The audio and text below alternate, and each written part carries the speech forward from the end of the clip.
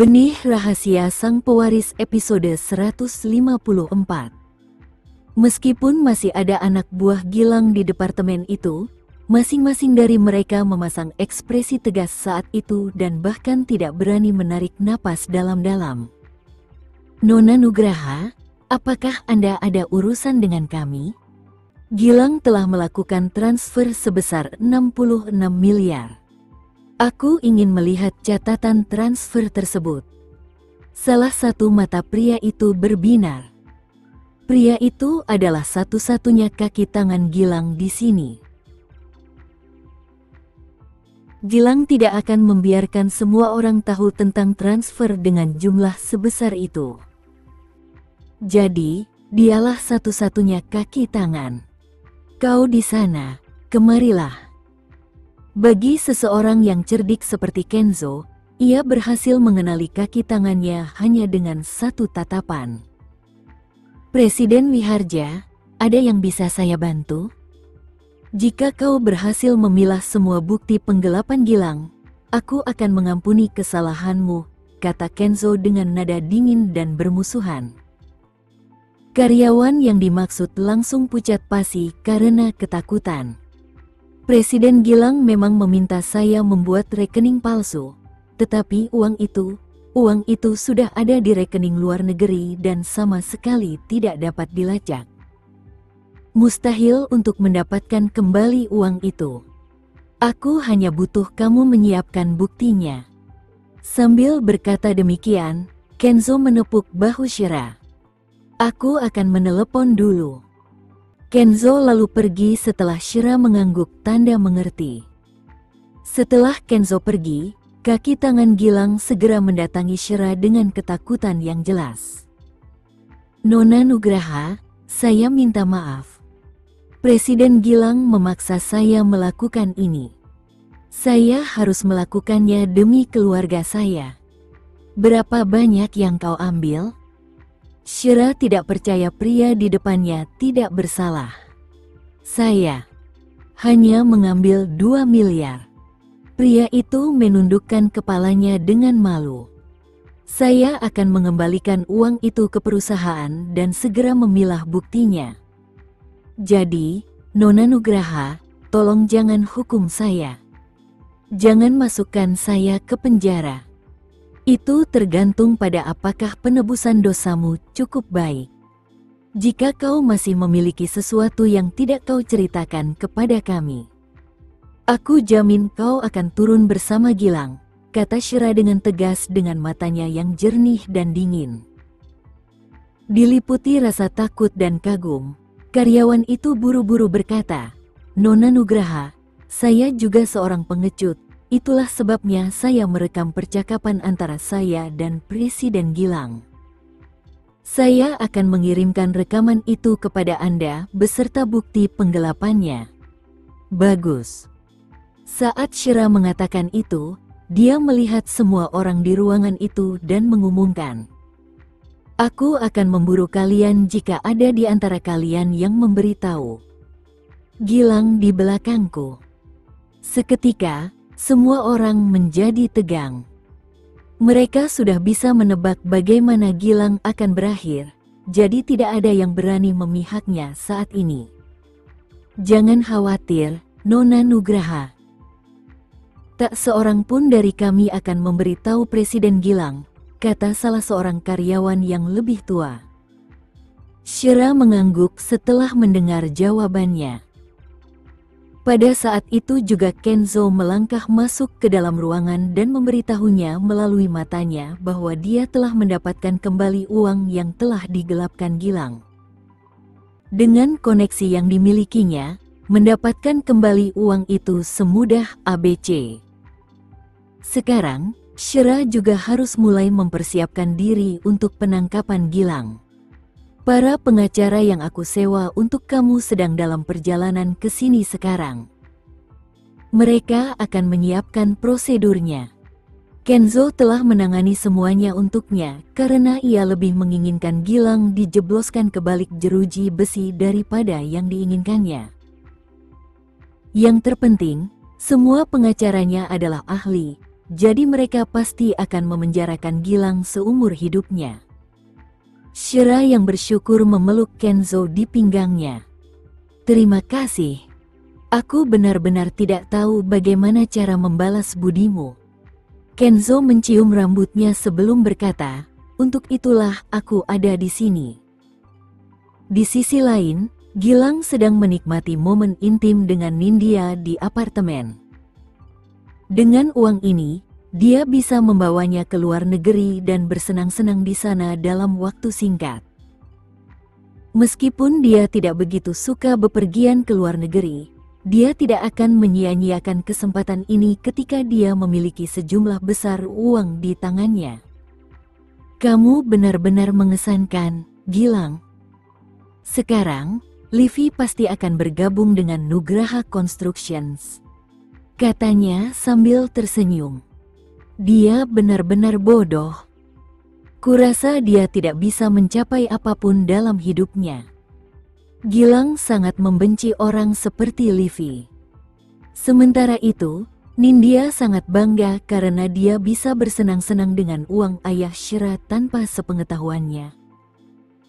Kita mulai liburan kita di pantai dulu, baru kita nikmati hidup kita semaksimal mungkin, ajak Gilang sambil memeluknya.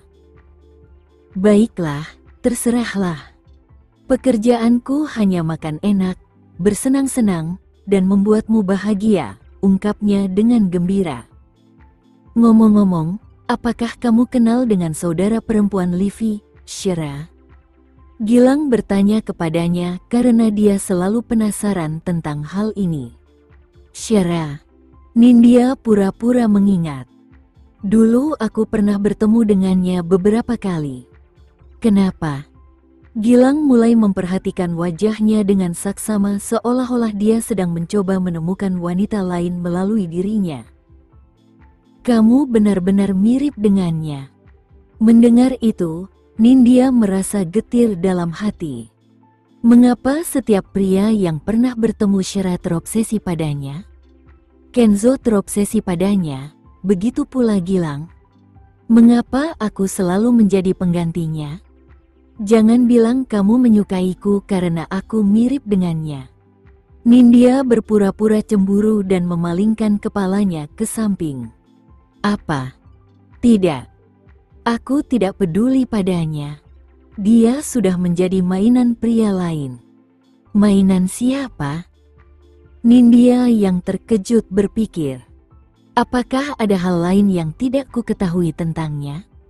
Sambil menggertakkan giginya karena marah, Gilang menjawab, Kenzo Wiharja. Kenzo Wiharja? Bukankah dia presiden Wiharja Group? Nindya tampak bingung. Kemudian, Gilang menggerutu dengan nada menghina. Selain semua uang kotor yang dimilikinya, dia sebenarnya bukan apa-apa. Melihat wajah marahnya, Nindya mengejeknya dalam hati. Apakah pria bodoh ini benar-benar mengatakan itu ketika dialah yang bukan siapa-siapa? Dalam hatinya, tidak peduli berapa banyak Gilang yang ada, mereka tidak dapat bersaing dengan satu Kenzo. Namun, Nindya tetap perlu menatapnya dengan wajah penuh kasih sayang. Aku tidak peduli siapa Kenzo. Yang ku tahu aku mencintaimu, dan jangan berani-beraninya kau bilang aku mirip orang lain lagi. Aku tidak suka itu. Baiklah, baiklah. Aku tidak akan melakukannya. Gilang memeluk Nindya, tetapi jauh di lubuk hatinya, ia selalu menganggap Nindik sebagai pengganti Shira karena ia memang benar-benar mirip Shira hampir sepanjang waktu. Sementara itu, di Nugraha Constructions, ketika Shira mendengar dari Firdaus bahwa Gilang ada di apartemennya bersama Nindya, dia tahu bahwa dia harus memberitahu Livi tentang hal itu. Dia perlu memberitahu siapa orang yang terus-menerus mengganggu Gilang, menghabiskan uangnya tanpa sepengetahuannya, dan membuatnya mendapatkan perlakuan dingin setelah pernikahannya, yaitu sahabatnya, Nindya. Jika Shira mengungkapkan semuanya kepadanya, dia menduga akan terjadi pertengkaran sengit antara kedua sahabat ini. Meskipun dia tidak bisa hadir secara langsung untuk melihatnya, dia ingin memberitahu Nindya tentang konsekuensi dari mencuri pria milik orang lain.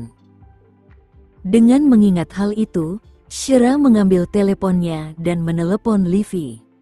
"Halo, Shira. Ada apa?" Livy sedikit gugup saat mengangkat telepon. "Meskipun aku membencimu, aku tetap harus mengatakan ini padamu. Gilang telah bersama Nindya selama pernikahan kalian. Mereka sekarang tinggal bersama di apartemennya. Kau bisa pergi ke sana dan melihatnya sendiri." "Apa? Nindya? Kau yakin?" Seperti yang diduga, Livy terkejut. Dari apa yang diketahuinya, tidak ada interaksi sama sekali antara Nindya dan Gilang. "Lihat sendiri apakah itu Nindya atau bukan. Aku akan mengirimkan alamatnya." Begitu Shira mengatakan itu, dia mengirimkan alamat itu kepada Livy.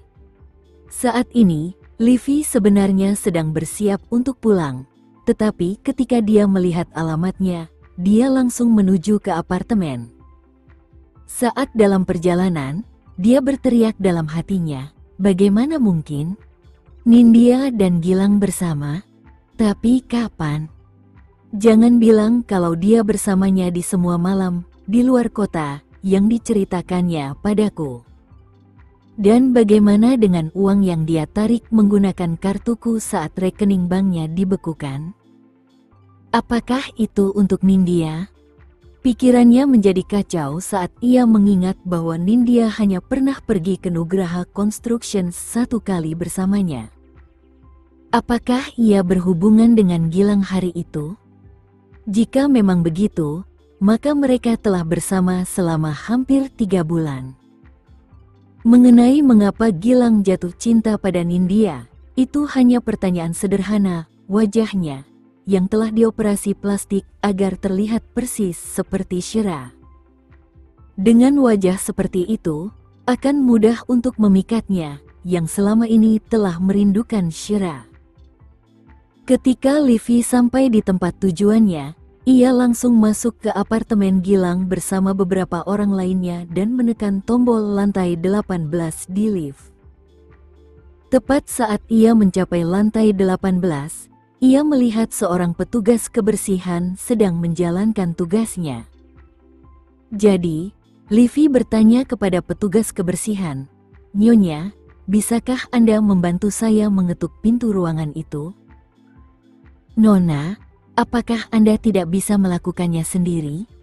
Suamiku ada di dalam dengan wanita lain. Kalau aku mengetuk pintu, mereka pasti tidak akan membukanya. Bisakah kamu membantuku?" Livy memasang wajah sedih.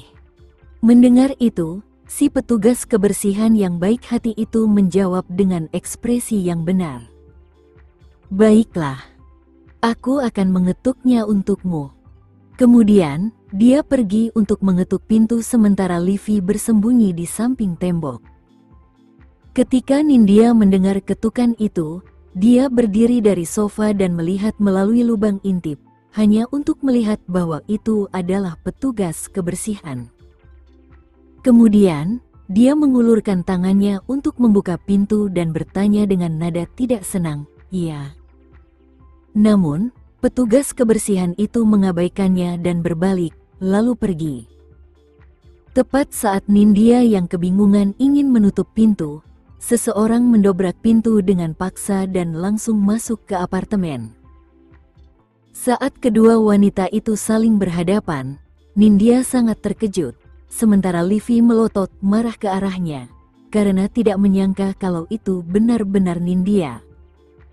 "Livy, kenapa?" Nindya melangkah mundur sambil menutup mulutnya dengan tangan. Saat ini, Livy seperti harimau betina yang marah. "Itu benar-benar kamu? Apakah kamu berhubungan dengannya saat aku masih menjalin hubungan dengannya? Dan apakah kamu tetap tinggal bersamanya bahkan setelah aku menikahinya? Api yang berkobar terlihat di mata Livy.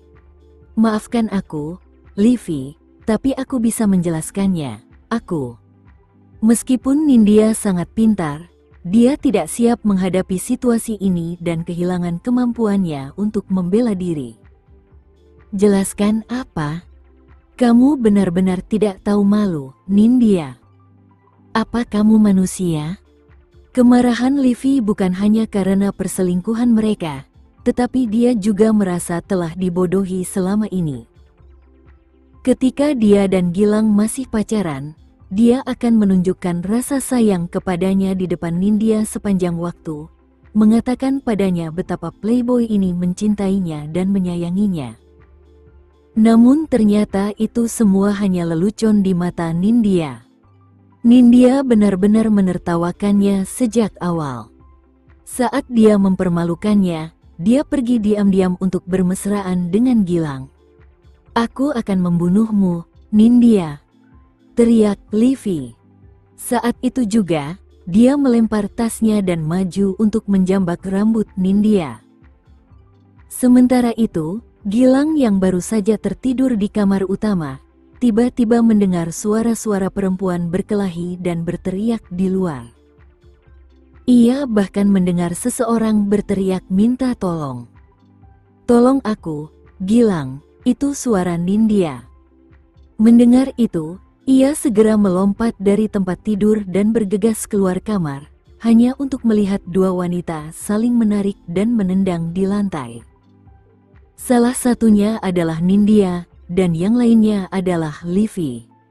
Dia membeku karena terkejut setelah melihat Livy di sana. "Mengapa dia ada di sini? Hentikan, Livy!" teriaknya sebelum melangkah masuk ke dalam pertarungan untuk menarik Livy menjauh dari Nindya dan mendorongnya ke lantai. Dengan mata merahnya, Livy melotot ke arah Nindya dan membentak, "Dasar wanita jalang! Aku akan membuat hidupmu sengsara." Di sisi lain, Nindya merapikan rambutnya dan menyentuh setiap bagian wajahnya secara sembunyi-sembunyi karena dia takut Livy tanpa sengaja memindahkan implan di wajahnya. "Kamu baik-baik saja, Nindya? Kamu terluka?" Gilang bertanya padanya dengan khawatir. Meskipun Livy membenci Gilang, dia dulunya adalah suaminya.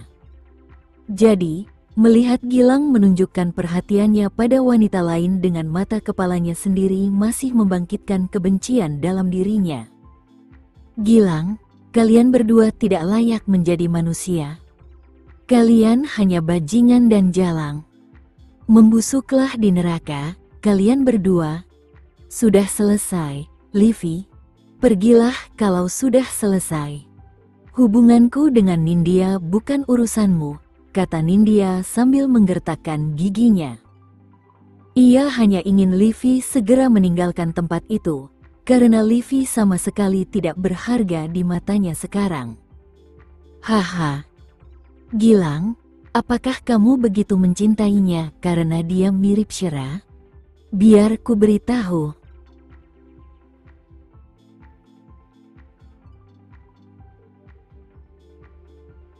Sekian dulu ya video kali ini, kita lanjutkan lagi videonya di lain waktu.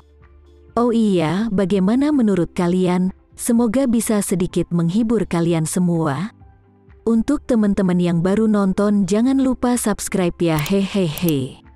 Dan kalau teman-teman ada yang ingin gabung langganan, bisa langsung gabung saja untuk dapat fitur yang menarik dan sedikit membantu Mimin. Terima kasih banyak sudah menonton, sampai jumpa lagi, bye bye bye.